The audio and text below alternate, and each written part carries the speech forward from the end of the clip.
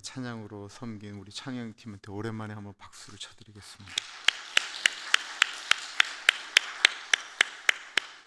하나님의 말씀 마가복음 6장 45절에서부터 52절까지입니다. 마가복음 6장 45절에서부터 52절 우리 하나님의 말씀 교독하겠습니다. 예수께서 즉시 제자들을 재촉하사 자기가 무리를 보내는 동안에 배 타고 앞서 건너편 벳세다로 가게 하시고 무리를 작별하신 후에 기도하러 산으로 가시니라. 젊음에 배는 바다 가운데 있고 예수께서는 홀로 묻혀 계시다가 바람이 거스름으로 제자들이 힘겹게 노젓는 것을 보시고 밤 사경쯤에 바다 위로 걸어서 그들에게 오사 지나가려고 하시매 제자들이 그가 바다 위로 걸어오심을 보고 유령인가 하여 소리 지르니 그들이 다 예수를 보고 놀람이라. 이에 예수께서 곧 그들에게 말씀하여 이르시되 안심하라 내니 두려워하지 말라 하시고 배에 올라 그들에게 가시니 바람이 그치는지라.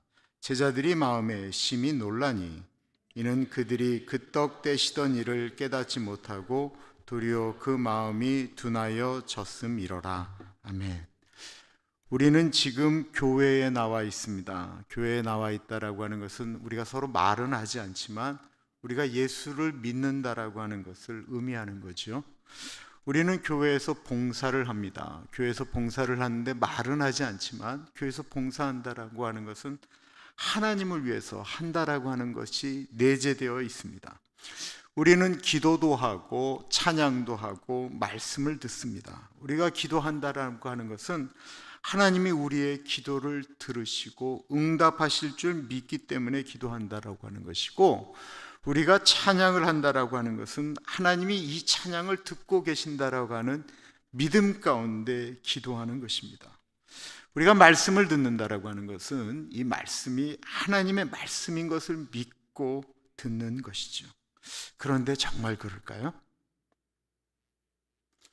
우리는요, 예수님이 우리의 기도를 들어주시는지 안 들어주시는지 아무 상관하지 않고도 기도할 수 있습니다. 어떻게 보면 사람 들으라고도 우리는 기도할 수 있습니다. 교회 봉사를요, 자기 자신을 위해서 할 수 있습니다. 찬송도 우리가 부르는 찬송을 부르면 주님이 그 찬송을 들으시는지 안 들으시는지 관심 없으면서도 멜로디가 좋고 가사가 좋아서 그냥 부를 때도 우리는 있습니다. 우리는 믿음이 없어도 교회 생활을 충분히 할 수 있고요, 아무런 지장이 없습니다. 그럼 우리가 정말 믿음이 있는지 없는지 언제 알 수 있을까요? 말할 것도 없이 믿음만 있어야만 헤쳐나갈 수 있는 일이 닥쳤을 때에, 그때 그의 믿음이 드러나게 됩니다. 오늘 본문 말씀은 예수님을 믿으면서도 믿음 없이 예수님과 동행하고 예수님을 섬겼던 사람들, 제자들의 모습이 나옵니다. 오늘 우리가 읽은 본문 말씀은 바로 직전에 예수님이 보리떡 5개와 물고기 2마리로 5,000명을 먹이신 사건, 그리고 12강주리를 남긴 그 유명한 오병이어 사건이 일어났던 그날 밤 이야기입니다. 이 물고기 2마리와 보리떡 5개로 5,000명이 먹고 12강주리가 남긴 사건은 너무나도 큰 사건이었기 때문에 마태, 마가, 누가, 요한복음을 가리켜 4복음서라고 하잖아요.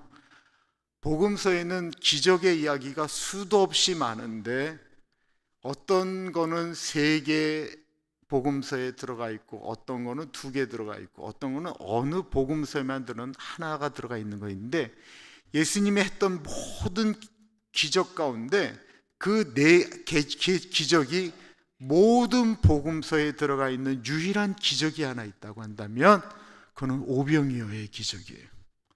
다른 기적은 4번 다 기록한 건 없어요. 오직 오병이어의 기적만이 4복음서에 다 들어가 있어요. 왜 그러냐면 너무나도 많은 사람이 동시에 경험한 사건 사건이기 때문에 그렇습니다. 그 사건을 경험한 사람들은 무슨 생각을 했을까요? 물고기 2마리와 보리떡 5개로 5,000명, 뭐 어린아이, 여자들까지면 뭐 10,000명이 넘었다, 20,000명이 됐다, 뭐 이런 얘기를 하는데, 그럼 이런 상상을 해보는 거예요. 내일 소 한 마리 잡아봐요. 소 한 마리 잡으면 전국에 있는 온 이스라엘 사람들이 다 하루 종일 갈비탕에, 소갈비에, 안심에, 등찰살에, 차돌배기에 그냥 배 터지게 먹고 50강주리는 남는 그런 상상을 하지 않겠습니까? 그래서 예수님에 대해서 저 사람은 나사렛 사람이다, 저 사람은 수준이 낮다, 저 사람은 출신 성분이 거지 같다, 뭐 수많은 얘기를 하면서 예수님이 기적을 일으켜도 저 사람은 뭐 선지자는 될 거다, 뭐 이런 얘기를 했지만, 요한복음에 보면 이 오병이어 사건이 일어난 바로 직후에 이스라엘 사람들이 마음에 굳게 결심을 합니다. 예수님을 왕으로 세워야 되겠다. 그러니까 관망하던 모든 사람들이 예수님을 왕으로 세우기 위해서 결심을 하게 됩니다. 왜요? 먹는 문제가 해결되기 때문에 그렇습니다. 그 놀라운 사건에 가장 충격을 받은 사람들 중에 하나가 바로 제자들 아니었겠어요? 예수님께서 축사하시고 떡과 생선을 나눠서 12제자한테 나눠주라고 했던 거예요. 이 제자들이 떡을 나눠주는데 떡이 또 생기는 거예요. 물고기를 본인이 나눠주는데 물고기가 또 생기는 거예요. 제자들이 얼마나 흥분했겠어요. 또한 사람들이 이 제자들을 보는 눈이 달라졌어요. 예수님을 왕으로 세우면 그 예수님 옆에 장관들 할 사람들이 바로 그 제자들이었던 것입니다. 사람들도 흥분했지만 제자들의 가슴 속에 자신들이 모든 것을 버리고 예수님을 쫓았던 그 결과물이 곧 자기들에게 올 것만 같습니다. 그때였습니다. 제자들이 정말 사람들의 이목과 사람들이 그들을 그냥 단순한 어부로 보지 않고 저들을 나중에 훗날 장관으로 바라보는 듯한 그 존경스러운 눈빛을 느끼고 있을 때 예수님께서 제자들에게 이렇게 말씀하십니다. 45절이에요. 예수께서 즉시 제자들을 재촉하사 자기가 무리를 보내는 동안에 배 타고 앞서 건너편 벳세다로 가게 하시고, 여기에 즉시 재촉하사라고 하는 말씀이 나옵니다. 사람들의 주목을 받고 칭찬을 받을 때, 그 칭찬에 취해 있을 때 예수님께서 재촉하셔서 즉시 제자들을 보냈습니다. 이거 사실 누가 해야 되는 일이에요? 사람들 집으로 가라고 하는 일은 제자들이 해야 되는 일이잖아요. 근데 제자들이 그 사람들 보내면서 더 취할까 봐 예수님께서 그 제자들의 상황과 그 생각하는 것을 아시기 때문에 제자들을 먼저 보내는 거예요. 너희들 먼저 가라. 너희들 먼저 배 타고 가. 그리고는 예수님이 그 일을 감당하셨다라는 것입니다. 제자들이 얼마나 그 자리를 떠나고 싶지 않았겠습니까? 제자들이 툴툴거리면서 배를 몰고 떠나갑니다. 그때 예수님은 산으로 기도하러 가셨다라고 말씀하고 있습니다. 예수님도 자신을 왕으로 세우겠다고 그 흥분 가운데 거기를 떠나지 못하는 사람들을 떠나서 산으로 올라가 기도를 하십니다. 무리를 작별하신 후에 기도하러 산으로 가시니라. 저물매 배는 바다 가운데 있고 예수께서는 홀로 묻혀 계시다가, 사람들은 열광하고 있지만 예수님은 십자가를 지셔야 될 뿐입니다. 그렇게 열광하던 사람들의 칭찬이 얼마나 의미가 없냐면, 예수님이 십자가에 달렸을 때 내가 그리스도가 아니냐, 내려와 봐라. 네가 남은 구원하였을 때 너는 구원하지 못하느냐? 네가 만약에 십자가에서 내려오면 우리가 너를 믿겠다라고 이야기하는 사람들입니다. 예수님에게 있어서 사람들의 칭찬이나 예수님을 왕으로 모시려고 하는 이야기들은 모두 유혹일 뿐입니다. 예수님이 40일 금식한 연후에 사단에게 유혹을 받으셨죠. 네가 하나님의 아들이 아니냐? 이 돌을 명하여 떡으로 만들어서 먹으라. 예수님 정말 대단하세요. 물고기 2마리와 보리떡 5개로 5,000명을 먹이시다니. 이제 우리가 메시아를 만났습니다. 우리를 구원할 이스라엘의 왕이 되어 주십시오. 예수님은 그런 수많은 이야기를 들으면서 홀로 하나님과 독대합니다. 사람들의 칭찬에도 사람들의 공격에도 예수님께서 당신의 사역을 끊임없이 이어갈 수 있었던 것은 기도였다라고 하는 사실을 우리는 알게 됩니다. 우리는 다른 사람들의 칭찬을 좋아합니다. 칭찬받는 것이 나쁜 것입니까? 칭찬해 주는 것이 나쁜 것인가요? 아닙니다. 잘했다라고 하면 칭찬해 줘야 되는 거예요. 칭찬은 좋은 에너지를 만듭니다. 그러나 우리가 하나님의 일을 한다고 하면서 그 칭찬에 목말라 하기 시작하면요, 아까 말씀드렸던 것처럼 우리는 하나님을 섬기지 않으면서도 봉사할 수 있다라는 것입니다. 제가 미국 오기 전에 은평구에 살았거든요. 은평구 가련동 앞에 꽤 큰 감리교회가 있었는데 그 목사님이 되게 유명했어요. 뭐로 유명했냐면 이상한 걸로 유명했어요. 그건 뭐냐면 예배가 끝난 다음에 교인들이 나오면서 목사님 은혜 받았습니다. 그럼 안 듣겠다라는 거예요. 성경대로 자기는 칭찬 안 듣시겠다라는 거예요. 그거 갖고 존경한다라고 하는 분도 있는데 전 좀 이상했어요.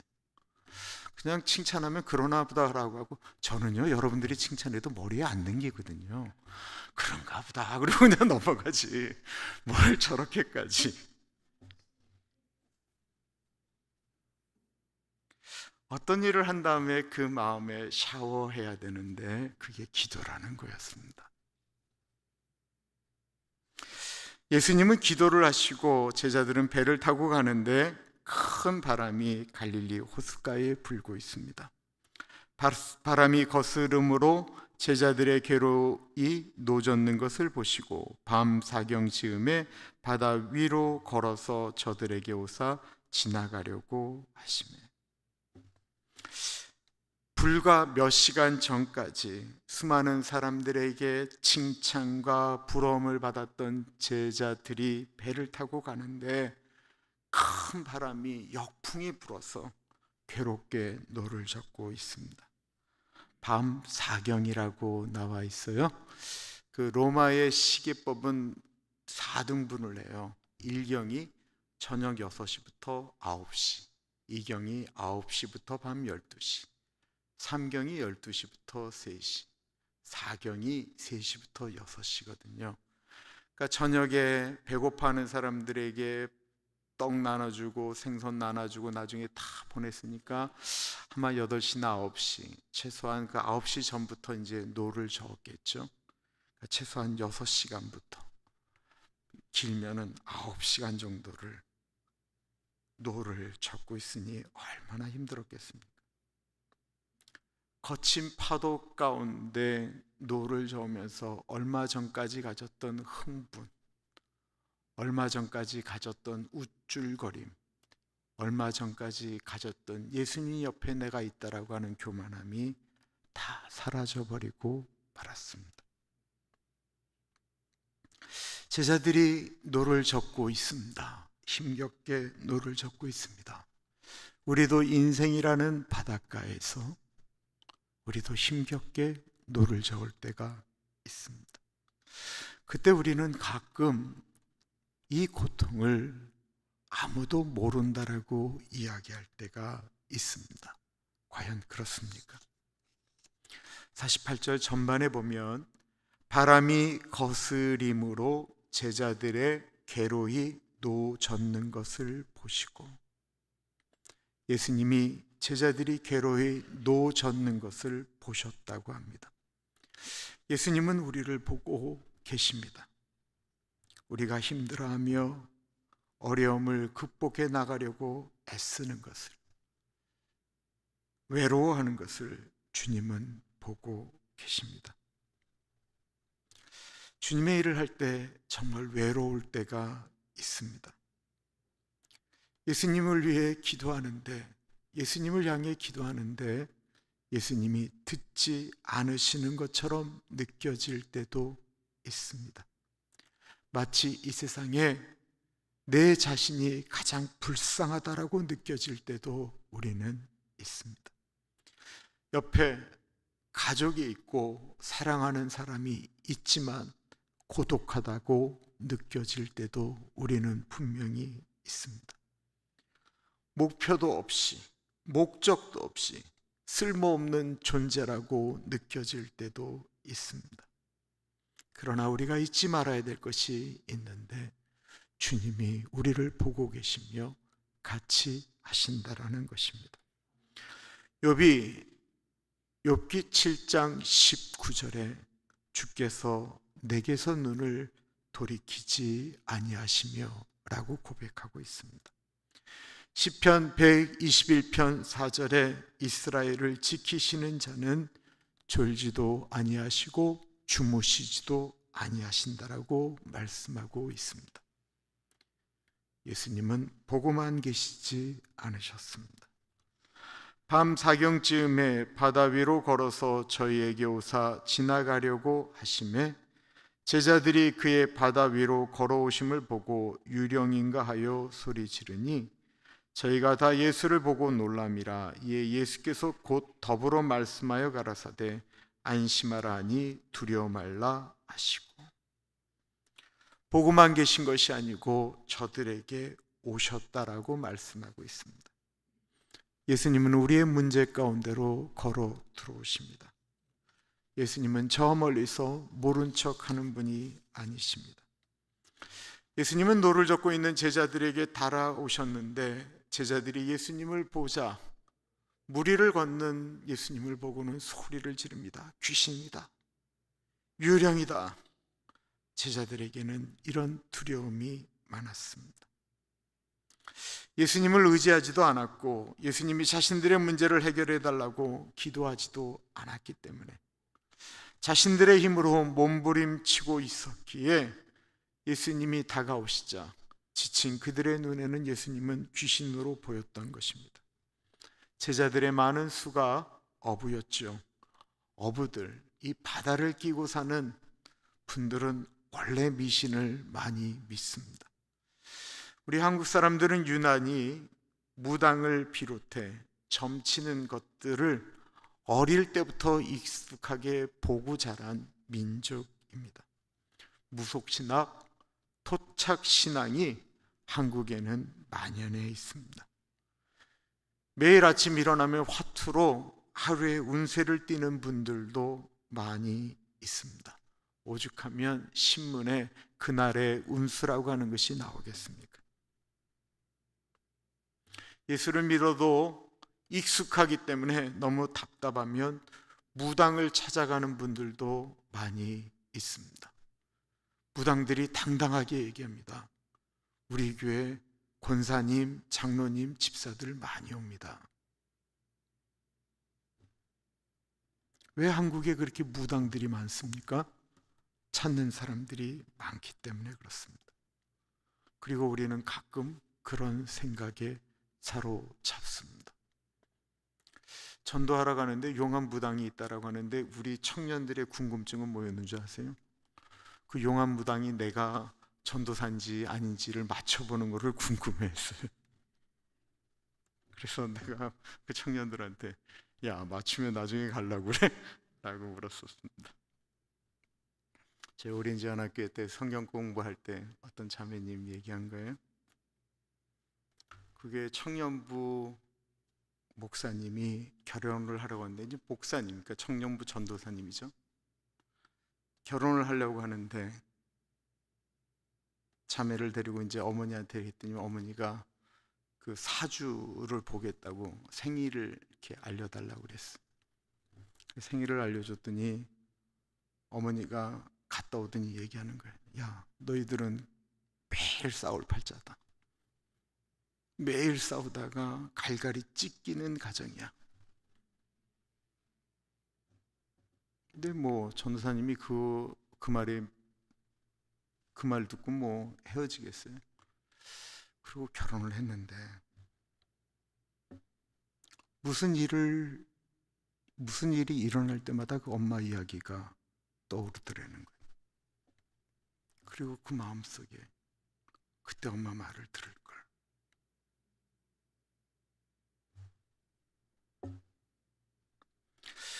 귀신이 있고 무당이 점을 칩니다. 무당이 점을 잘 봐요. 그리고 그 일이 때때마다 일어나기도 합니다. 누구에게 일어나는 일입니까? 믿지 않는 사람들에게 일어나는 일입니다. 이사 갈 때도 점을 보는 사람은 그 손 없는 날 뭐 이런 거 얘기하잖아요. 꼭 그리고 이사를 가면 꼭 무슨 일이 발생하니까 거기에 묶이게 돼요. 왜 묶이게 되냐면 그거를 믿기 때문에 그러는 거예요. 믿기 때문에. 예수 믿는 사람은 어떤 사람들입니까? 그 저주를 예수님의 보혈로 끊는 사람인 것입니다. 설령 그런 환경 가운데 태어났다고 할지라도 그 악한 것들이 넘보지 못하는 것이 바로 예수 믿는 사람인 것입니다. 우리는 역대상 4장 9절과 10절에 있는 야베스의 기도라고 하는 책을 통해서 그 야베스의 기도를 이렇게 붙여놓고 기도하는 분들이 있습니다. 야베스의 기도.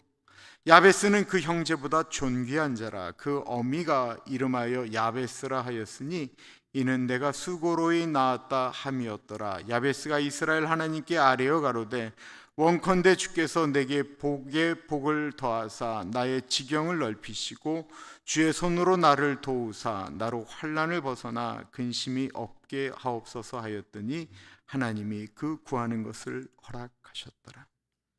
야베스의 뜻이 뭔지 아세요? 야베스의 뜻은 고통이라는 뜻입니다. 그 어머니가 자식을 낳은 다음에 그 자식의 미래를 보니 자기도 그냥 가난하고 이 자식도 보니 뭐 몸도 약한 것 같고 머리도 안 좋은 것 같으니까 얘는 평생 살면서 그냥 고통스럽게 살겠구나 하고 이름을 고통이라고 줘준 거예요. 만약에 야베스가 나의 운명은 이런 것이다 라고 생각하고 살았으면 그는 평생 그래 나는 원래 이름이 고통이야, 나는 고통당하는 게 당연해 라고 생각했을 거예요. 그러나 야베스는 기도하는 사람이었습니다. 하나님을 신뢰하는 사람이었습니다. 그래서 기도한 거예요. 하나님 제게 복을 더하여 주사 저의 지경을 넓히게 해 주십시오. 51절과 52절에 보면 배에 올라 저에게 가시니 바람이 그치는지라 제자들이 마음에 심히 놀라니 이는 저희가 그 떡 떼시던 일을 깨닫지 못하고 도리어 그 마음이 둔하여 졌음이로라. 예수님이 놀라지 말라고 하시고 배에 오르시니 바람이 그쳤습니다. 풍랑을 다스리시는 예수님이 배에 오르시니 바람이 그치는 것 당연한 일이죠. 그러나 제자들이 어땠나요? 심히 놀랬다라고 말하고 있습니다. 왜 예수님이 오르시니 바람이 그친 것을 보고 심히 놀랬습니까? 52절에 그 떡 떼시던 일을 깨닫지 못하고 도리어 마음이 둔하여져서라고 이야기하고 있습니다. 불과 몇 시간 전에 예수님이 축사하시고 갖다 주라고 하셔서 줬을 때 일어난 사건이지만 그 일을 직접 한 사람들이 바로 이 제자들이었습니다. 그 일을 경험하면서 신나고 즐거워했는데 몇 시간도 못 돼서 예수님께서 그 새벽녘에 바다 위를 걸어서 배에 오르시니 바람이 멈추었는데 제자들이 놀랬다라고 이야기하는 것입니다. 왜 놀랬습니까? 잊어버린 거예요. 정말 이상한 일 아닙니까? 우리는 보면서 이상하다고 생각하시나요? 성경을 보면 하나도 이상하지 않아요. 그리고 우리 아이에게도 능히 일어나는 일이에요. 이스라엘 사람들이 모세를 쫓아서 출애굽이라는 것을 했죠. 나오기 전에요, 상상할 수 없는 10가지 재앙이 이스라엘 이집트 땅에 임했습니다. 하나님이 천지 창조한 이후에 그렇게 그 짧은 기간에 10가지 이상한 일이 일어난 것은 그때밖에 없어요. 너무나도 많은 사람들이 집단으로 경험한 이상한 일, 그것도 이상한 일이 아닌 재앙입니다. 이집트 땅에만 메뚜기가 휩쓰는데 이스라엘 사람들이 머무는 고센 땅에는 메뚜기가 안 오는, 이가 디글디글 하는데 이집트 사람들만 보는, 파리가 수천 수만 마리, 수백 수천 마리의 파리들이 날아오는데 이집트 사람에게만 날아가는, 개구리들이 올라오는데 개구리들이 이집트 사람들에게만 올라오는, 하늘에서 맞으면 죽을 만한 어마어마한 우박이 떨어지는데 이집트 사람들 있는 데만 떨어져서 사람들이 맞아 죽고 짐승들이 맞아 죽는 사건들이, 결정적인 것은 죽음의 천사들이 돌아가면서 이집트 왕의 맏아들부터 온 이집트 사람들의 맏아들, 심지어는 짐승들의 첫 새끼까지 다 죽였습니다. 이스라엘 사람들은 양의 피를 바른 집마다 죽음의 천사가 넘어갔지요.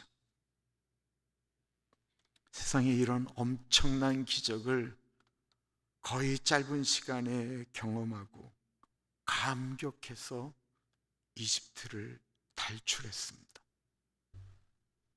그리고 나서 곧 얼마 되지 않아서 홍해 앞에 그들이 서 있을 때 이집트 군대가 뒤쫓아옵니다.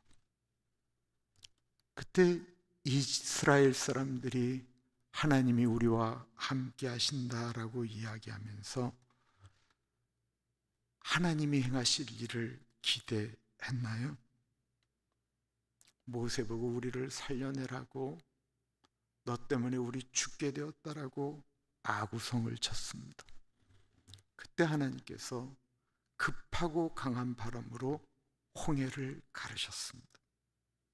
그리고 이스라엘 사람들이 그 홍해를 건넜고 이집트 군대가 쫓아왔을 때 홍해가 다시 합쳐짐으로 그들이 죽는 것을 경험하고 미디안부터 해서 온 이스라엘 사람들이 거기서 하나님을 찬양하며 축제의 노래를 불렀지요. 3일이 지나서 움직이는데 물이 떨어졌습니다. 그러자 이스라엘 사람들이 모세를 죽이겠다라고 이야기하며 우리를 구하는 하나님은 어디에 계시느냐고 소리를 질렀습니다.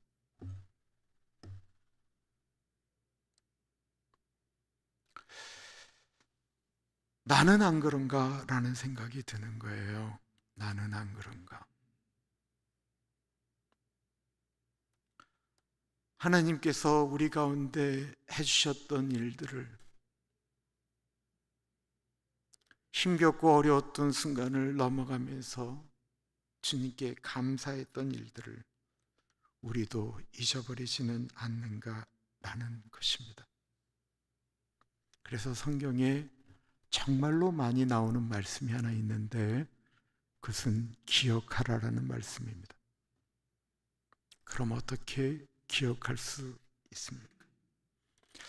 가장 좋은 거는 매일 말씀을 읽는 거예요. 저에게 가장 좋은 것이 있다고 한다면 저는 큐티라고 말씀드릴 수 있습니다. 큐티하면서 그런 것들을 느낄 때가 참 많이 있습니다. 그리고 또 다른 하나는 기도할 때입니다.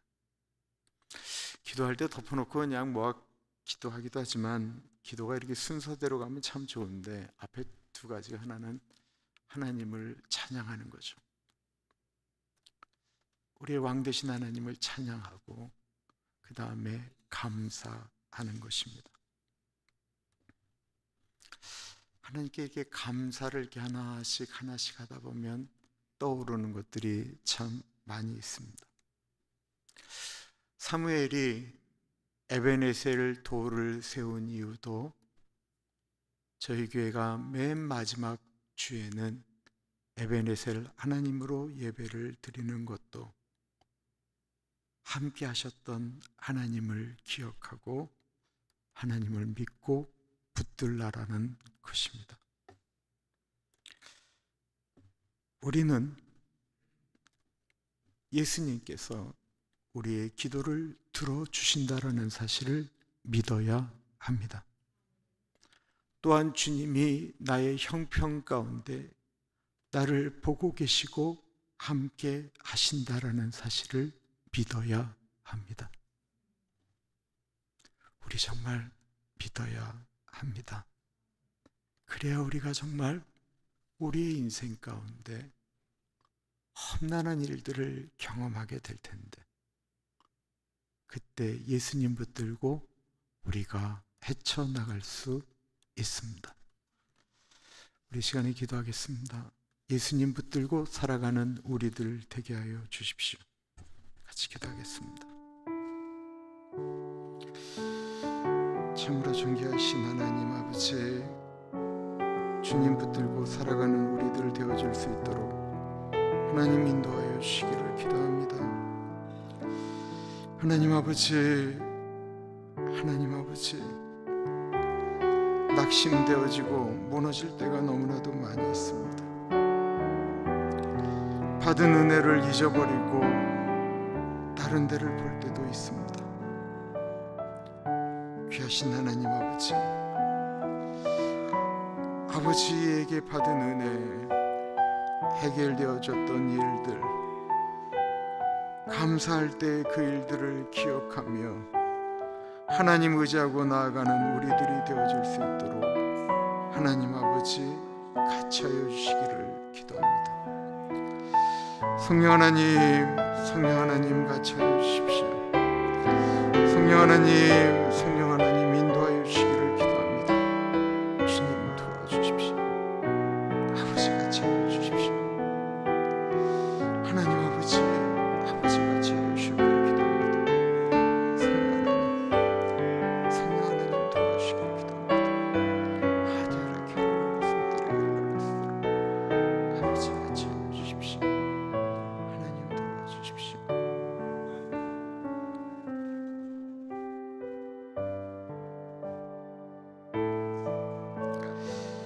참으로 존귀하신 하나님 아버지,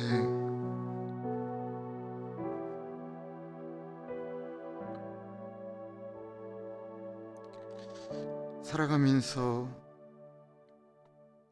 하나님의 은혜로 살아왔다는 사실을 잊을 때가 있습니다. 하나님이 나와 함께 하신다는 사실을 잊어버리고 낙심할 때가 있습니다. 하나님 아버지 어디 계십니까? 울부짖을 때도 있습니다.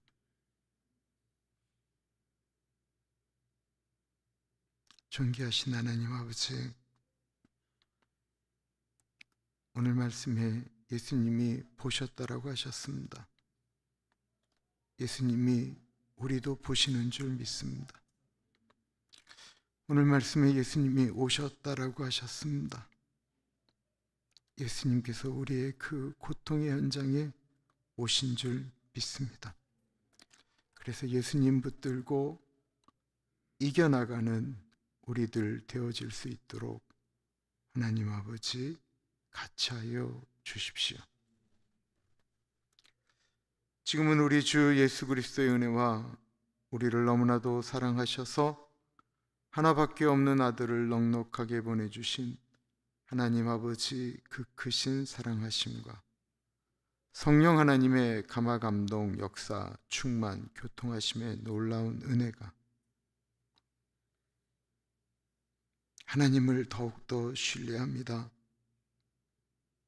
예수님과 늘 동행하는 삶을 살아가겠습니다. 예수님 의지합니다 고백하는 사랑하는 주의 백성들 머리 위에 지금으로부터 영원토록 함께 하시길 간절히 축원하옵나이다. 아멘.